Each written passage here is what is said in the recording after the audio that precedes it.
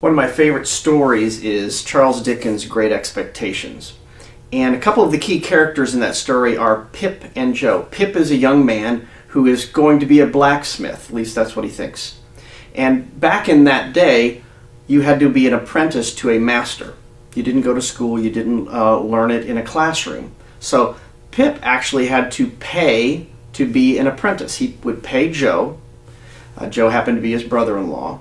And he would live with Joe, eat at his table, work the blacksmith shop, learn, watch, and listen to Joe. And the end result is that he would become a blacksmith to stand on his own and open up his own blacksmith shop. I'm trying to view the story of Jesus through that lens. Jesus as a master and his apprentices are living with him, walking with him, learning from him so they can be like him and then do what he did. One of the things that we have, I think, we have a lot of biases against seeing Jesus this way. If you've grown up in church or you consider yourself a Christ follower, you might have a tendency to look at just the red parts of the Bible, the red letters. We kind of tend to view the story of Jesus in the Gospels as kind of like an Elvis movie. If you're familiar with that genre back in the day, an Elvis movie had a formula. The narrative, the story, was simply to get Elvis to the beach where he could sing a song, to the restaurant where he could sing a song, back home to where he could sing a song, to a jailhouse where he could sing wherever. The plot was irrelevant.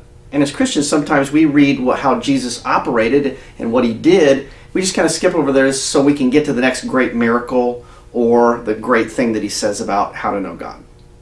Now, if you don't consider yourself religious and have no interest in the church, maybe your bias is that you've taken somebody else's word for the story of Jesus, and you've not actually read it yourself. That's what my invitation to both groups is, to join us at Eagle Ridge in reading through a gospel.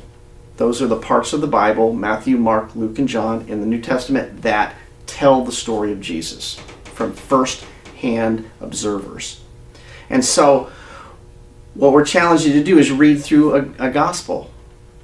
And if you're not familiar with the Bible and don't know how to navigate that, very simple thing to use that I do all the time, BibleGateway.com. You can go on that. There are 2 fields to fill out. You can put Mark 1, chapter 1, and it will pull it right up for you. There's only one field, and that is the translation. I suggest New Living Translation, NLT, or New International Version, NIV. Those are very understandable. And then we can read it together and see for ourselves. Now, Pip didn't have to take an entry exam in order to be a blacksmith. He didn't need to know how to be a blacksmith. He didn't know how to heat the metal and do all the things that you need to do. All he had to commit to was he was going to live with Joe, watch Joe, work alongside Joe, and learn how to be like Joe and do what Joe did. And that's what an apprentice of Jesus Christ is there's no entrance exam. We don't have to believe the right things. We don't have to behave the right way. We don't have to think the right way. The only commitment is we're going to spend time with the Master. We're going to listen to him. We're going to watch him. And we're going to allow him to make us like himself and be able to do the things that he did.